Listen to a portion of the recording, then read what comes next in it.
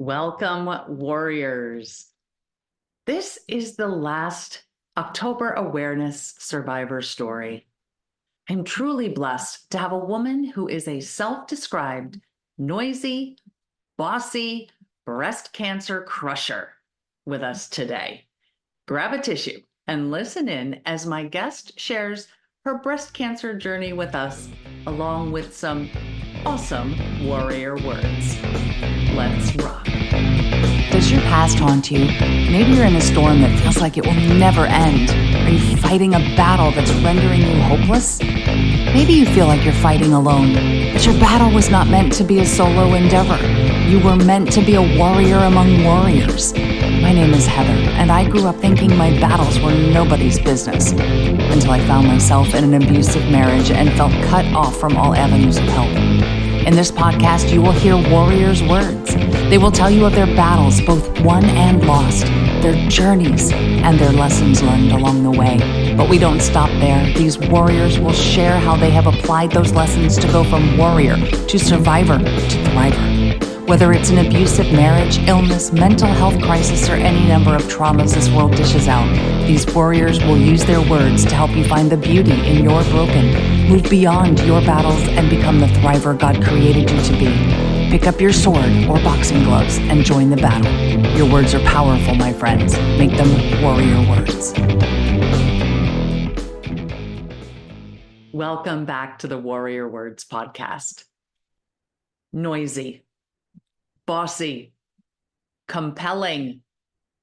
Fitz Koehler of Fitzness.com is the author of multiple books, including My Noisy Cancer Comeback, Your Healthy Cancer Comeback, Sick to Strong, and the Healthy Cancer Comeback Journal.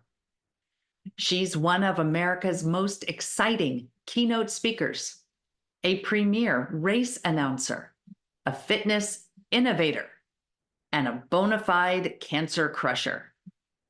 Her company, Fitzness International, has a global reach, as Fitz is a regular on television, radio, and stages worldwide.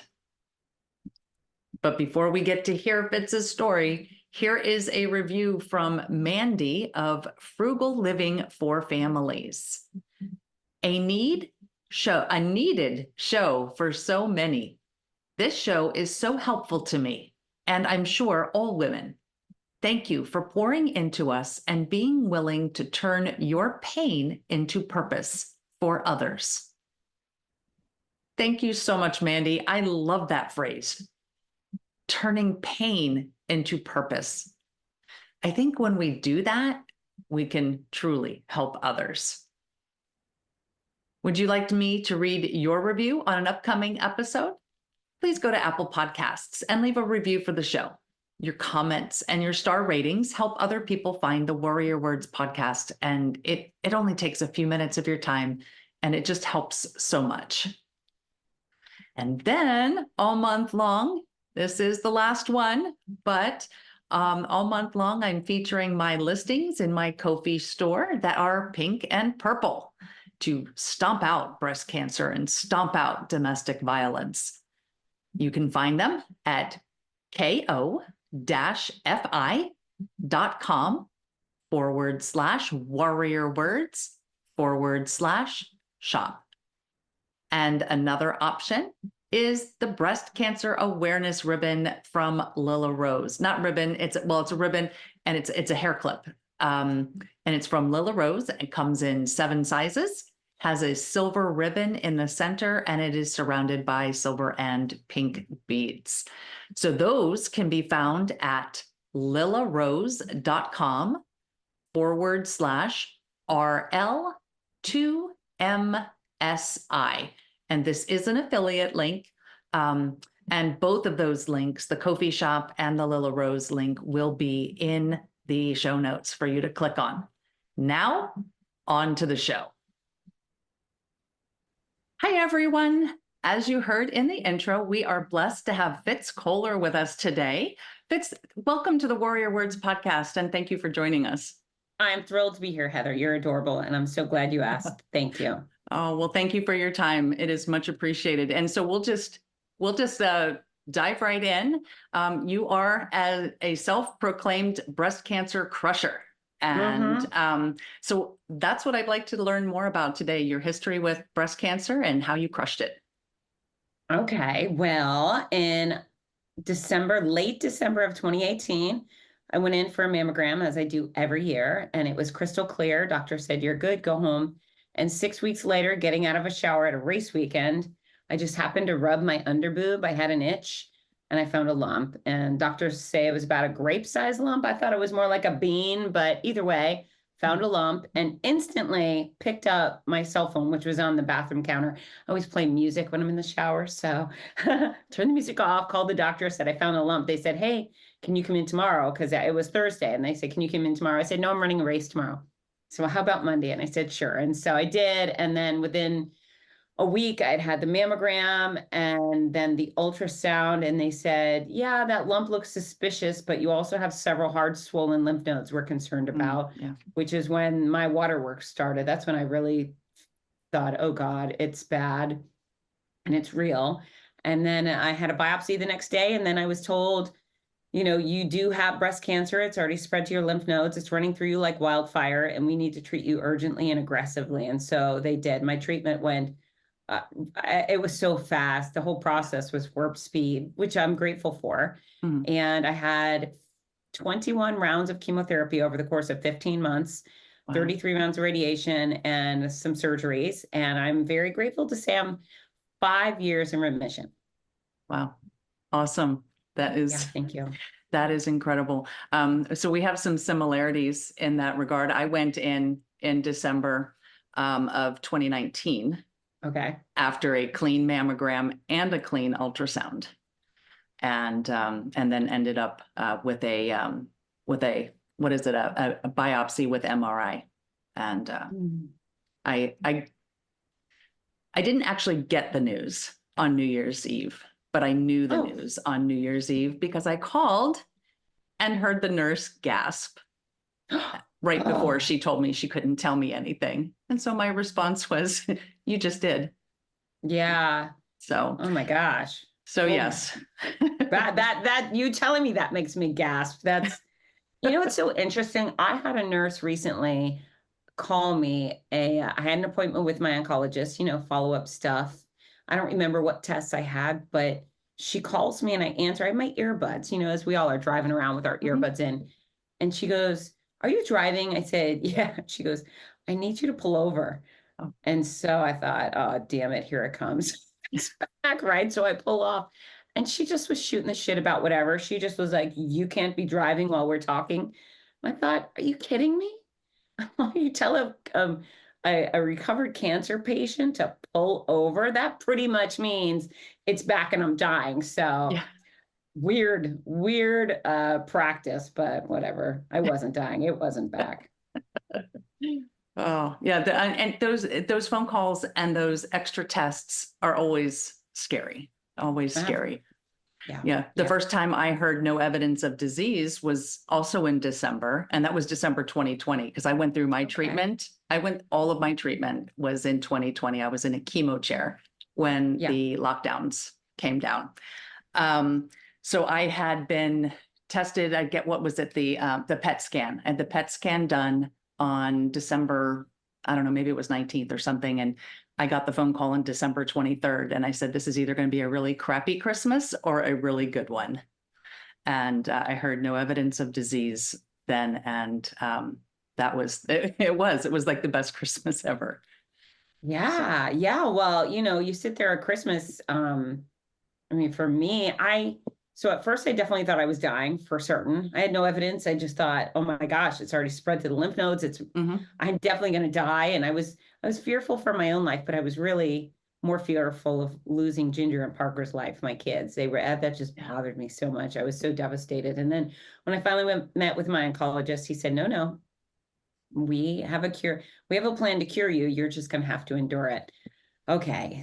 But it just sticks in the back of your head. And I am the most positive, I really am that girl where I always feel like it'll work out. It's fine. No big deal. Yeah. But yeah, I definitely sat there on Christmas thinking, I wonder if this will be my last one. Everything could be your last. And I was sitting in this office looking around thinking, all right, well, everything in here is garbage. If I die in 2 months, I'm going to throw away and nothing I own is of value for real because Yes.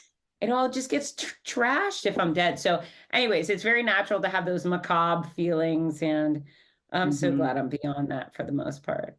Yeah. And like you just said, that was my first concern was for my life and then for my kids, because I have a daughter and a son as well.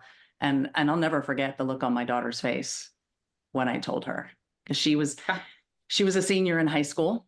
And of okay. course, this is also 2020. She's a senior in high school. No. So at that point, because I told her in January, and it was all very fast for me too, because when I finally got the confirmation on the 2nd, I was in the team office and they ran the entire team by me. I think what, 5, 6 different doctors and Wow. specialists on the 9th. And then I was on a surgical table on the 17th. So very, very fast. Well, and thank goodness for that. Some people, man, they find a lump, they dawdle, they get an appointment 2 months later, and then the scan is for a month later. And I'm Hmm. thinking, and those people call me because of my books. They go, hey, I might need your books. I'm thinking, move, call someone, kick and scream, get your appointment now, because if sooner we get it, the less Hmm. complicated it is, the more effective the treatment will be. And so faster is better for sure. It was a whirlwind, but I'm grateful it was versus one where it just dragged out. Ugh, no, thank you. Yeah. Well, one other thing that I've heard you speak about is your hair, and Yeah. both of us were treated within a year of each other, and we're both sitting here with full heads of hair now. But you and I have very similar experiences with our hair. Can you share what that was like for you?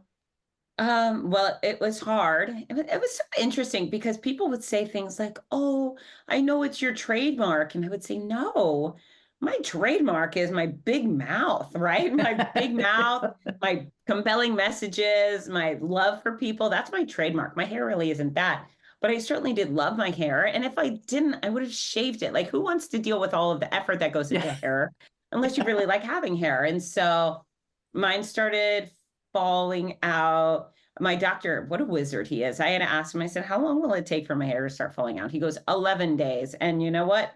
On the 11th day, Wow. hair started falling out. It started getting sore, like I had had a really tight bun. And then it Hmm. started falling. And I thought, okay, because I was on my way to announce the LA Marathon the next day. And I thought, if I could keep my hair for this weekend, that would be great. And I'll just finger brush it. I won't brush it. I won't pull it out. I'll just try to manage it by petting it or whatever. Yeah. And then it hung in there Friday, Saturday, and on Sunday, the day of the LA Marathon, it just started just dropping like I was a Labrador shedding type thing. And it was 2 feet long. And so whenever it fell, it was a very big deal. And I was gutted by it. And what's so funny is race announcing makes me so genuinely happy. And it was a little bit psychotic. So I cry all morning and then I get to the start and finish line and I'm with these people and I'm legitimately full of joy. And we Yeah. had, I think, 25,000 people that day. And so as they're coming through and I'm welcoming them, here's Susie Q and Joe Schmo, blah, blah, blah, hooray.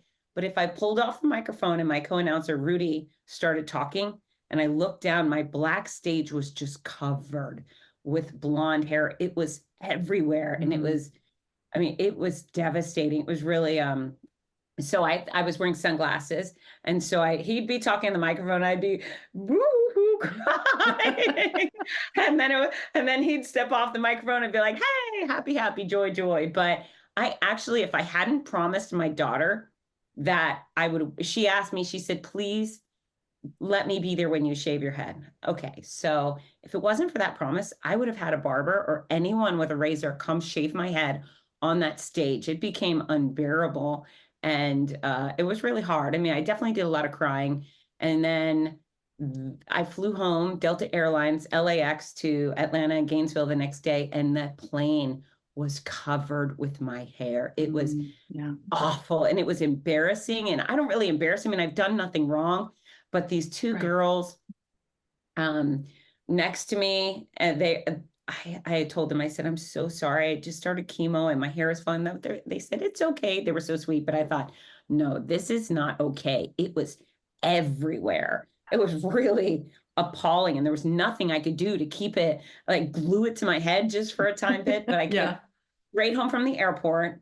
My hairstylist met me here and we just ripped off that Band-Aid. She shaved it. Now, in hindsight, I go back and I think, why did I need a hairstylist to shave my head? That's probably the least complicated hairstyle you could ever have.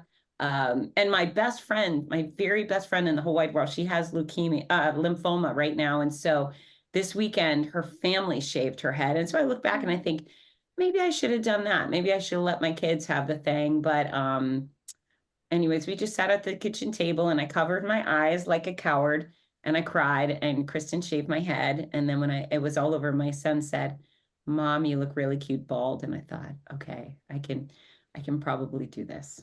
What about you? I was not as brave as you. Okay.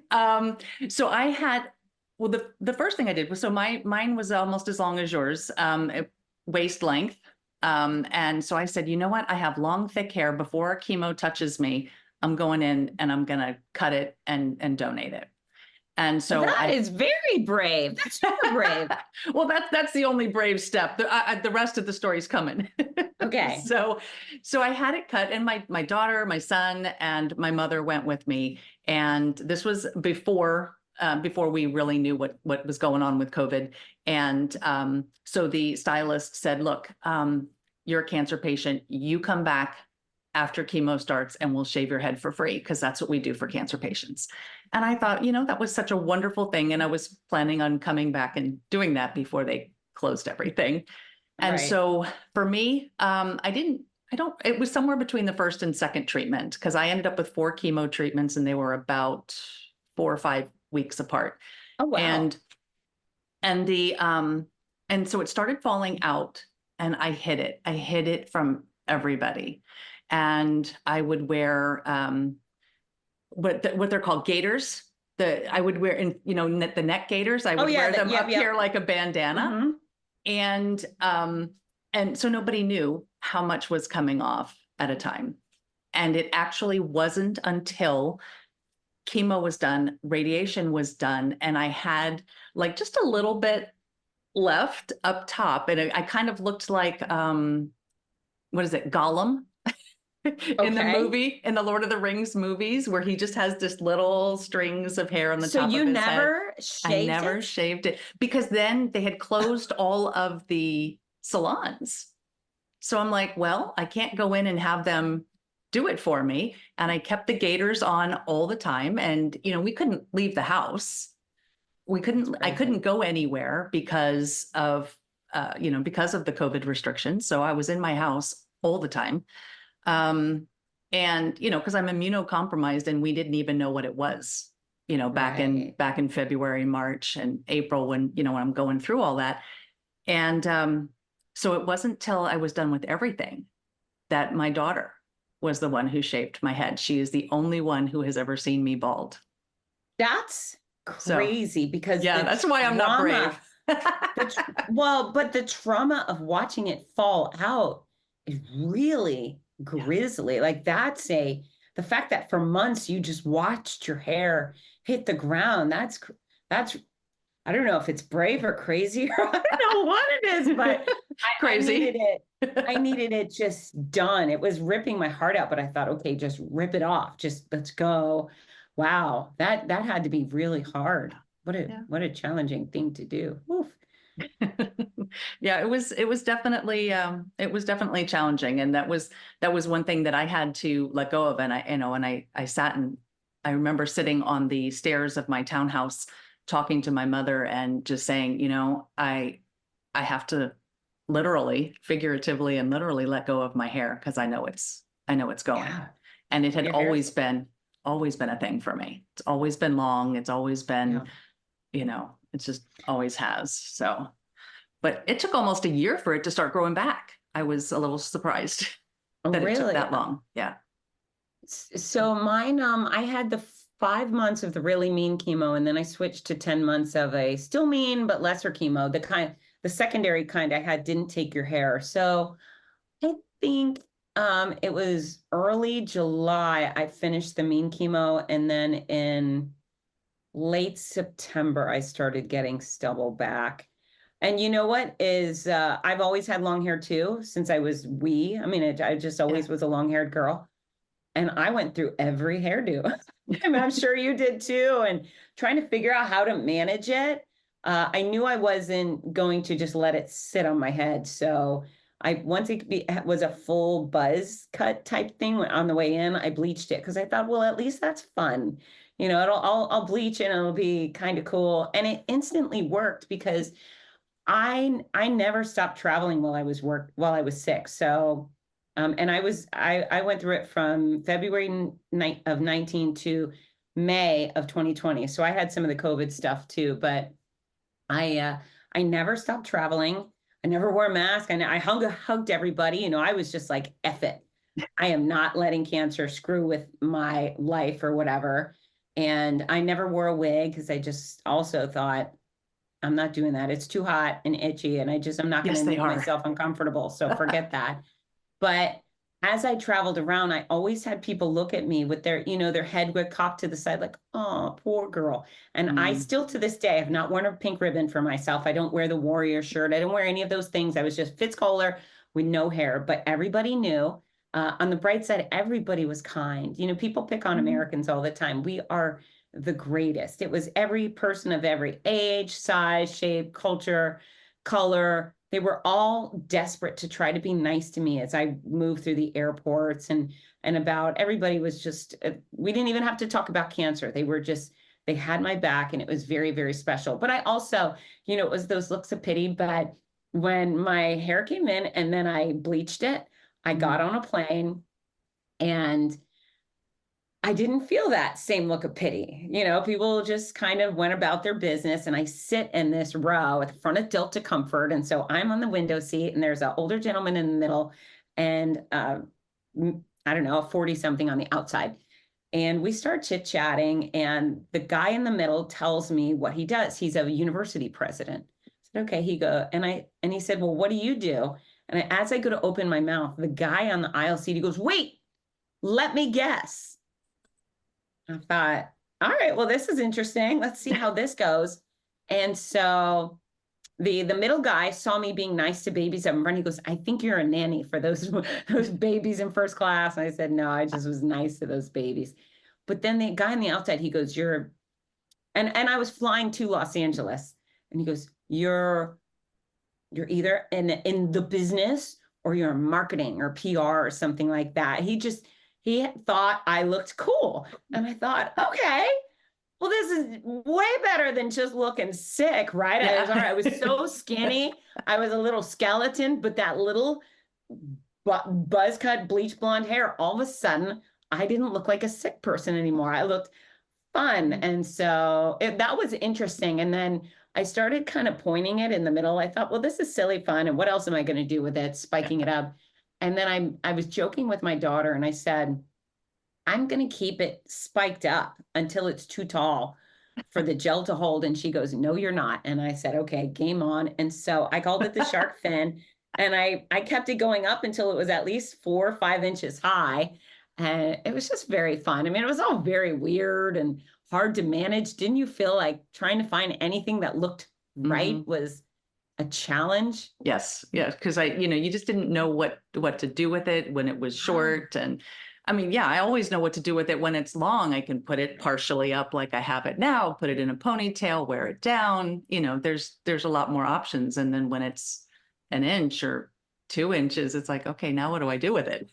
Yeah, and it's kind of weird and fluffy. Who Mhm. wants fluffy hair on their I'm just I don't know. Anyways, I was grateful to have every millimeter of hair as Yeah. it came back in, but it certainly was tricky. Yes, yes, it was. It was. I was tempted to go purple with mine, and then I had a conflict. I was like, well, no, this is baby hair now, Yeah. and now I'm like, well, now it's 3 years old. Well, okay, so it's now dead at the bottom because that's Oh. how hair works.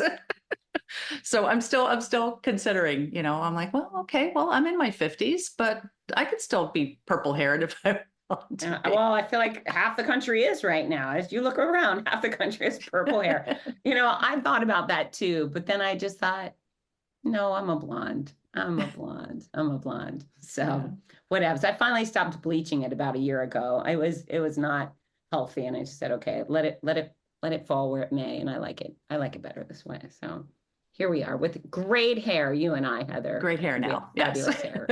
Mm-hmm. Oh, well then let's switch to so you went through chemo and you went through radiation and you did end up having some surgeries. I can't even remember how many surgeries I had. Right. So would you say that there were some lessons that you learned along the way? And I already know the answer to this because I know that you have. So Yeah. I'm just, is there one or two that maybe would be really helpful to the audience to hear?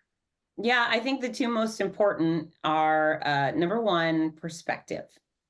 And I never had a why me moment. And I think that was very powerful in my mindset. And, you know, for me, I got diagnosed and of course I was scared. I was very scared. And when I talk about this, I don't ever want anyone to think I'm such a tough girl.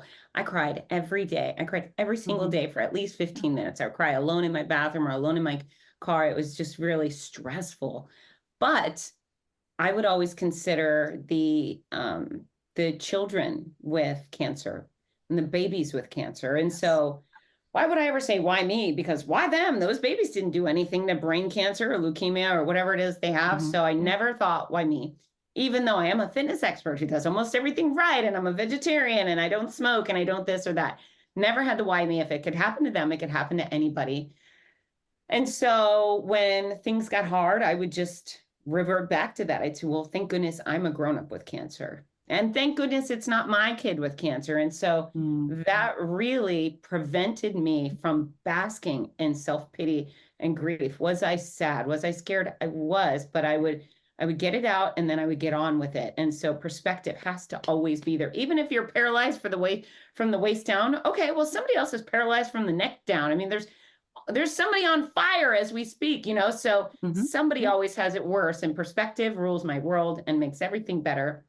And then the other thing that was really meaningful to me was my commitment to my passions. And so right away you get sick, people start saying, oh, you got to stay home, you got to hide out, you're a cancer patient. And I just thought, you know what, the only people we should be isolating are our prisoners, right? People on death row should be isolated. Cancer patients should have quality in their life and they should pursue the life that they're trying to live, that they're trying to keep, right? So for me, that was my kids. And so whenever they had a show, a sport, a ceremony, I was there. And that was my commitment. If I had to break free from a hospital to go do their cheerleading or track meet, I was going to go. And then the other thing was my career. And again, that's another one where people threw the question mark and said, no, you shouldn't go, you shouldn't travel, you shouldn't this. But my great miracle was, you know, traveling was so hard. And you just mentioned, I only had a lumpectomy. I had the port in, the port out, and a lumpectomy. So I got off, I hate to say easy with surgery, but I didn't have the god awful amount of mastectomy and reconstruction so many women have. But my real burden was chemo. I was violently ill for a very long time. I lived with whatever someone would compare to tequila hangover or a stomach bug every day. And so traveling, as you can imagine, was tough. My stomach had been through the cheese grater. It just was so bad. And I wasn't telling anyone I was sick either. That was the only people that I told I was sick would be my race directors. I would say, hey, could you help me get IV fluids when I'm in your town? I promise I'll perform as expected. I just need this help. So that was something I needed. But I'd make it across the country, which was tough. And then I'd go to my hotel. I get the IV fluids. I'd sleep on the bathroom floor. You know, that's where you sleep when the world is spinning. And then, and it felt like everything was wrong with me because pretty much everything was wrong with me. But when my alarm went off, I dragged myself out and I get on those stages, whether I was doing a keynote or race announcing. And the second I stepped on those stages, every single thing that was wrong with me went away. I wasn't sick or suffering or tired or any of those things. I got to be full force Fitz Koehler because I was with my athletes or with these wonderful audiences doing the thing that I do and serving the people that I love. And so it was miraculous. It was absolutely miraculous. If I had not gone to do those things, all I would have been was sick. All I would have been was sick. And so what I want people to do is just decide, what are the things you love? What are your passions, whether it's your family or going to see the movies or crochet or your dogs or the park or football, whatever it is, you should engross yourself in those things. Is not, don't lean away. Say, well, I got cancer, I can't do football. Okay, maybe you can't go play football, but can you watch it at a little league or a college stadium, or can you watch it on TV, or can you read a book about football? Those Right. things are going to lighten your life and make you feel like you. And so if I were going to give any, so it's those two. And then of course it's physical fitness has to matter now more than ever. You do what you can when you can, watch what you put in your mouth, get the quality sleep. And yeah, mental health, physical health is of the utmost important during cancer care. And you are actually, one of your podcast episodes was an impetus for me to get healthier. I actually was one of the few who gained weight during chemo. I gained. You're one of the most, continue on, but most people gain. Okay. Well, then I have a misperception then. Thank you. Okay. So I gained about 30 pounds on chemo, and then I left my home in Baltimore about 1 or 2 months after finishing everything, radiation, to move across the country to San Diego so my kids could go to college. And I had to, because of the weird situations, I was in a hotel for many months. And so I gained more weight. And when I met with my plastic surgeon, she says, your BMI is too high. I can't do your reconstruction until you bring it down. Whoa. So I was put on keto. And both my oncologist and my plastic surgeon were thumbs up, go keto. Nobody said anything else to me. I lost 50 some pounds and got my surgery, and then nobody said anything else. So I thought I was on keto for life. I thought that's what I needed to do, because nobody gave me any education. Nobody gave me any, okay, you've lost the weight, now you can go back to what you were doing before. Nothing. And then I moved again, and I met with some different medical professionals. My cholesterol was through the roof. Yeah. And I heard your episode. You were speaking with a heart surgeon, I believe. Dr. Lum. Yep, that was it. And it really got me to thinking. So I met with my primary care. He says, why don't you go talk to a nutritionist? And I sat in a nutritionist's office, and then less than 24 hours later, I was being rushed to the hospital in an ambulance for what they thought was a stroke. Keto kills. Keto kills. Go on. So I am no longer keto. The nutritionist and I had discussed a gradual tapering off of the keto and adding the healthy carbs back in, and the heart healthy and all of that. And well, when you get rushed to the hospital, there's no gradual about it. They're like, no, you're not keto. We're going to start you on the heart healthy. And, I had bear chicken in the hospital. So needless to say, I'm no longer keto. I'm eating a much healthier diet, and I've continued to lose weight. I've lost 15 more pounds eating the right way. And my oncologist has me in an exercise program. And so I exercise twice a week. I actually worked my pecs yesterday, and they're a little sore, a little sore right now. But it's been life-changing. And so, like I said before we hit record, this is a little fangirl moment for me because of the fact that you helped me, and you may have just been a catalyst to saving my life. And that is much appreciated. And I'm sitting here and I'm going to, because if I hadn't made that change, if I hadn't heard your episode, then I don't know that I would have considered making that change. Wow. And so I thank you. I'm going to publicly thank you right now. I really appreciate that. And that goes with what I was saying also about podcast episodes being evergreen. And I hope that somebody listens to this episode, whether it's the day it's released or 2 years from now, and here's your lessons learned about perspective and doing what you love, and it saves their lives too. Wow. Thank you, Heather. Thank you, Heather. It's so interesting as you're telling me that. I remember you sharing that, I think, on LinkedIn. Yeah. and being floored. It's so interesting. I talk about this stuff all the time, just constantly blah, blah, blah about the exact formula, about eating wisely, about eating nutritiously, about how diets are dumb and you want to avoid keto and intermittent fasting and all these supplements and shakes and things that are just nonsense and so harmful. And you hope somebody listens, right? And then you get such a dramatic response. I think sometimes people think, oh, I don't know why she trashes keto. I lost 15 pounds on it. That person normally also gained 30 pounds the second they stop keto, right? Or they've got keto crotch or keto breath. There's all these negative side things that come with them. But when somebody hears it, I mean, I wish you would have heard that message 2 months earlier, right? And maybe you never would have had that terrifying trip to the hospital. But I'm glad at least once you got there, you knew this is what's going on and this is the change I need to make. So thank you for sharing that story. It's these are the reasons I do what I do. You are the reason I do what I do. And while other professionals work for, big raises or plaques and so forth, I get to, that right there is my reward. The fact that you're here and you're healthy and you're helping other people get healthy by spreading your message. That means that's so meaningful to me. So thank you.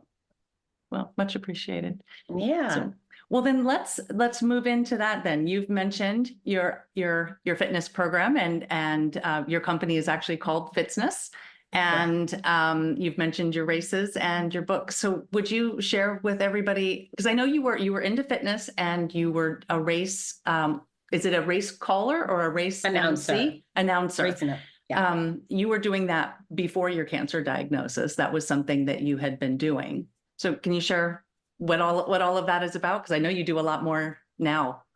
Yeah. So Fitzness is who I am. It's what I am. I started teaching fitness at 14, fell in love with it then. I've had the great benefit before I even graduated from undergrad. I had taught fitness around the world. I'd hosted a television show. And then I decided I should get the master's degree. If I'm going to do this for real, for long term, I should know as much as I can. So I never hurt anybody, much like the doctors, first do no harm. And so my master's is exercise sports sciences. And I knew that there was never going to be a job I could apply for that would satisfy me. And so I think I incorporated Fitzness when I was 20 or 21. So this is all I've ever done. And fitness it worked for me. So I was an overweight teenager with an eating disorder. And I was teaching fitness, but I didn't have my nutrition together. And it was just bad stuff. And then I finally started getting life together and my health together, and everything in my life improved. My friendships improved. My success at school improved. My success on the job improved. And I thought, well, that's pretty powerful stuff. I made this change in this one area of my life and it affected everything else. And then I really found as I was helping each person one by one, by group, other people were telling me this, I got a raise, I since I've started strength training, I've become more confident. I stand up straighter and I got a raise or I got a girlfriend or whatever. So I'm a big believer in this thing called fitness. I have a master's degree in probably what's the most simple, stupid science on earth. It's not very complicated. Most folks make it out to be very complicated because they're trying to sell you stuff. They're like, well, you really need to do this thing. You're going to trick your metabolism. Or if you buy these products, you'll lose. No, you don't need that. The deal with fitness is you watch what you put in your mouth. So it's the exact formula for weight loss, weight management, weight gain, but it's the exact formula. You learn how to eat the right amount of the right food for the size you want to be. You'll never have to worry about your weight again. So that I give away freely on the cover of fitzness.com. And I want everybody to read it, everybody to use it, and never send me one penny. And then when it comes to the exercise size of things, you can be really small, really lean, really thin, just with what you put in your mouth or what you don't put in your mouth, right?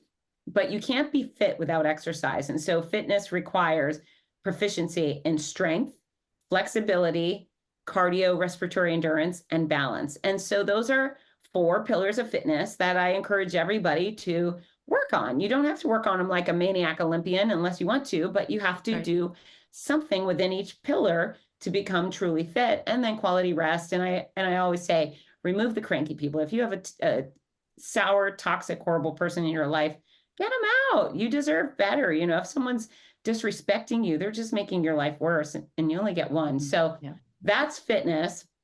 That's Fitzness, my brand. And my brand is gimmick free. You know, it's a fun, understandable, attainable form of fitness. So that's why I want people to come to me, so they can learn the simple steps and feel good about it, have a great time, and stick with it. Race announcing, I started doing over 10 years ago. I was invited by Rudy Novotny, who's my favorite race announcer. I was a fitness expert, for lack of a better term, for the Run Disney events. He was their race announcer. He was always stuck introducing me when I spoke. And when I was done speaking, he'd say, wow, you're so clear, you're so compelling, you're so much fun, I love your presentations. And then eventually he said, I need a co-announcer for the OC Marathon in California in a few months. Are you interested? And I thought, well, sure, I see what you do, and it looks like a lot of fun. And I'd love to give it a go. So he connected me with that race director, Gary Kutcher, who thankfully gave me a try, gave me a shot. And what I find is that on race day, you know, in my real life, I'd say in my real life, and with fitness, I'm constantly twisting people's arm. I'm always trying to convince them, you should exercise, you should eat right. Come on, please, please, please do it, do it, do it. But on race day, a race organization says, hey, Fitz Koehler, we've got 5 to 35,000 people that want to exercise today. Can you make sure they know what to do, know where to go, and have a great time? And I think, holy hell, these are the people, these are the ones that I've been wishing for. Give me 30,000 people that want to exercise. Yes. Okay. Yeah. And so I try to make every start line feel like a rock concert. I want everybody to feel like they're part of a team. If anyone came alone, they should feel like now they know everybody and they're pumped up. Or if they're nervous, I help them calm down. I whip them into a frenzy, send them off. And then as they come through the finish line, my goal is to make every last one of them feel like the champion and make the whole experience so fabulous that they will want to come again, whether it's to one of my races or that race, or just go out and exercise again. I find I have some power, some fitness power to compel people to keep exercising if I make that experience wonderful. So I love race announcing. I love this speaking. I do a ton of keynotes, and that's actually really a very special place for me, because in race announcing, I don't get to talk about the 4 pillars or the formula or perspective or passion, right? But when I'm on a stage with, whether it's a corporation or association, then I get to message those people. I get to dump all of my stuff into their head and compel them to do better. And quite often they do. So career-wise, I'm living the dream. I'm very fortunate. Yeah, it sounds like you've had a very full and exciting. Yeah, and it brings me to people like you. Why would I not want that, right? Well, thank you. Yeah, no, it sounds a lot of fun. And but you've also done something else. You've written about your cancer journey. You've had you have a few, and I definitely guys, I know they're on your website, and I definitely want to point people to your website, because as she said, everyone, it is a lot of fun. I have seen photographs, and there's videos, and there's just so much information that Fitz just gives you for free on her website. And so I do want to give you the opportunity to plug your books if you want, because they're just I think they'll be helpful to other cancer patients or family members dealing with a cancer. Thank you. Cancer patient. I actually have them here because I have to sign and ship them out. But this one, my first of this series, is called My Noisy Cancer Comeback: Running at the Mouth While Running for My Life. And it's my memoir and it doesn't go back to my childhood or anything boring like that. This is pure experience from diagnosis to final day of treatment. And you know what? I think you probably might find the same thing. Nobody talks about the gory details. People talk about the fluff, they skim over. There's a celebrity who, I'm just going to say she was a Good Morning America host, but I read her book after I finished my book, because I thought, okay, I want to see what other people are writing. She actually wrote, blah, blah, blah. I went in, I had a mastectomy, and then I went to the Hamptons. And I thought, wow, well, good for you, but why don't you talk about the bruising or the drains? Or she mentioned nothing And so you don't have that problem with my book. I went into all the gory details and my fingernails rotting off, and then all the really fun, funny stuff. Because I mean, maybe I have a sick sense of humor, but I thought there were some hilarious things along the way, some hilarious situations. And when you're living in the Twilight Zone, you get some good stories. So that's my noisy cancer comeback. And that one's appropriate for anybody. And then the next two books are precisely for cancer patients. And then I even have people with MS and Parkinson's read these because there's a lot of crossover information. But this one I would like to get in the hands of every single cancer patient and survivor on Earth. In fact, I would love for, upon diagnosis, people to have this. It's Your Healthy Cancer Comeback, Sick to Strong. And it's the guidebook on how to navigate exercise, nutrition, quality sleep, complementary care through and beyond treatment, because almost all oncology professionals will tell patients, hey, you should exercise during treatment. Hey, you should eat right. But they don't tell them how. And it's tricky to exercise with surgery and radiation. And maybe you have throat cancer and you're trying to swallow. How do you eat healthy food when your throat's on fire? Or, how do you exercise post-surgery or with drains and so forth? So this is for any type of cancer patient. And it's been widely recommended by oncologists and purchased by cancer centers to distribute to their patients. So I hope everybody will, get it for yourself, or if you love someone with cancer. And then this is the Healthy Cancer Comeback Journal, and it's full color like the guidebook, but it's a place to put all your details, your diagnosis details, your treatment details, and then places to document your faith, your family, your fears, the funny stuff. So there's some prompts in there like, have you nicknamed your tumor? Have you nicknamed your port?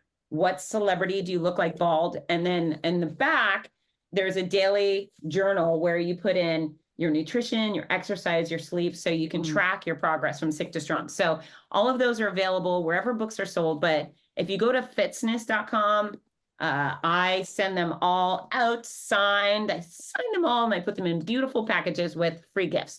So I got a question for you. Okay. What celebrity did people tell you look like bald? You looked like bald. Well, since nobody saw me but my daughter, Okay. I don't know. I have been told, I have been told that I look like two different celebrities with my hair, one of which was Brooke Shields. And nice. So I was, all right for that one. And oh gosh, now who was the other one? Shoot. And I'm going to draw a blank. See, the chemo brain. I'm going to call a chemo brain on that one. But yeah, no, I wouldn't, I just wouldn't let anybody see me because I think when you said you weren't embarrassed because you didn't do anything bad, I think that was one of the things that I probably did let get to me that maybe I shouldn't have. Yeah. We can all look back and I can see mistakes that I made in my journey, and I can see things to celebrate in my journey as well. And I like that you celebrated your passions. And I think that's one of the, I usually ask guests what their warrior words are at the end. And I think that qualifies, just to celebrate your passions and to do that. And I think that your journal is something that can really help with that, because yes, you can record the yucky stuff. You can record those things, but you included humor in that, naming your tumor and naming your port. I would have too many tumors to name. Oh my God. So they could have been like the Seven Dwarves or something like that. Yeah. Stick around with an idiot like me, Heather. I'll come up with a stupid name. Well, let's see. Wait, I had 4 in the breast. So wait, what? The Beatles, the Monkees. Yeah. There we go. You go. Dating myself. No. All right. One Direction. That's a little, yeah, I'm a little old. Well, you can get modern. You can be One Direction. So my celebrities I look like, and I think we probably all get the same one if people saw us bald, but I got a lot of Sinead O'Connor, which made a total sense. That I can buy off, fine. And then I would get, you look just like Grace Jones. And I would think, really? Do I really look like Grace Jones? If you're just listening to the podcast, FYI, I am as Irish as they come with blue eyes. I'm not sure how that worked. But then what I got all the time, and when I say all the time, I mean all the time, And specifically, they would say, "You look just like crazy Britney Spears."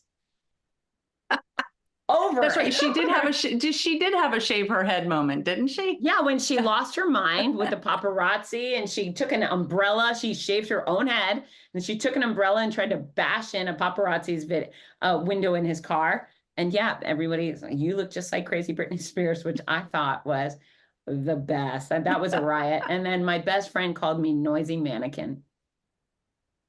That's so cute. I was like, okay, that one I really like. So anyways, you got to have fun with it. They say that sometimes we've laughed until we cried. Yeah. I think with cancer, sometimes you cry until you got to laugh. And so I took that route and it worked for me. And I hope everybody will consider laughing even on the worst days. Yeah, I think laughter is one of the best healing medicines I think Yeah. that we have. And yeah, it's important. If I say it frequently, if I don't laugh, I'll cry. And Yeah. it's much better. I prefer the laughter. If I have to Yeah. wipe So away tears, I'd rather them be from laughing too hard. yeah. And so reverse it. Next time you're feeling frustrated, say, "Okay, I'm gonna feel this way until I laugh," and then get it out that way. There's probably somebody who would easily poke a funny hole in any crappy situation you're dealing with. Oh, I'm sure. My son would be one of them. That guy. That's right. Mine too. He lives with me still, and yeah, he makes me laugh every day. So I'm very, very grateful for him. So, well, I want to thank you. You did mention your website, fitzness.com, and I'm going to get that in the show notes as well as your socials. And so that way people can just click and get in touch with you and order your books directly from you. So they get the beautiful packaging and your signature along with it.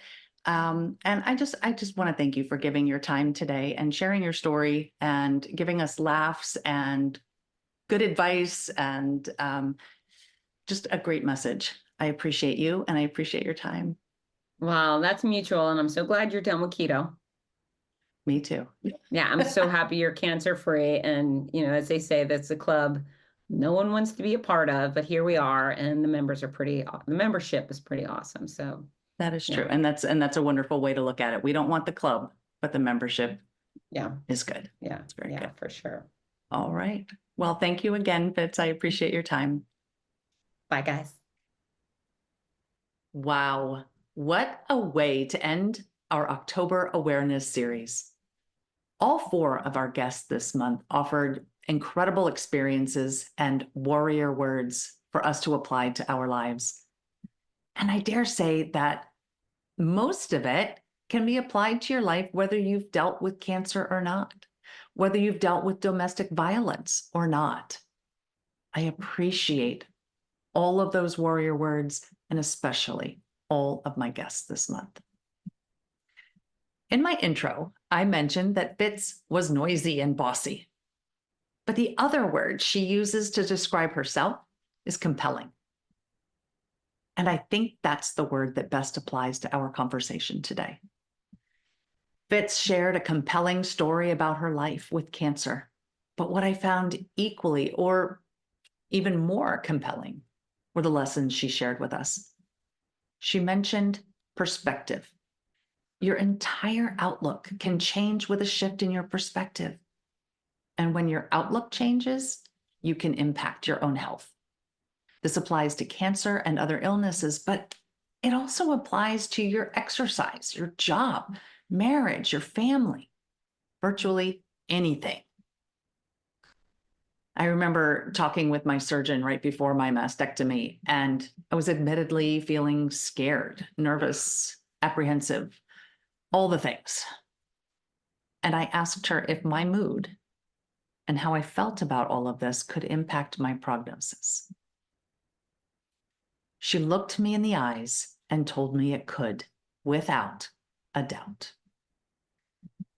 So I resolved, before I went under anesthesia, that whatever the surgery revealed, I would do my best to change my perspective. Now, did that always work? No, I'd be lying if I said it did, but I kept trying. And I think that's the important part right there. Keep trying. The other thing Fitz mentioned was about your passions. And I think this piggybacks on perspective a bit. If you have a positive perspective, it can influence what you do with your time. Sure, we all get a bad diagnosis or upsetting news, and it can sideline us. But what good does it do to stay there? How does it help you get through whatever you're dealing with? If you allow yourself to feel the disappointment, pain, fear, all the negative emotions, and then move forwards, in other words, don't stay there, you have the opportunity to improve your prognosis again.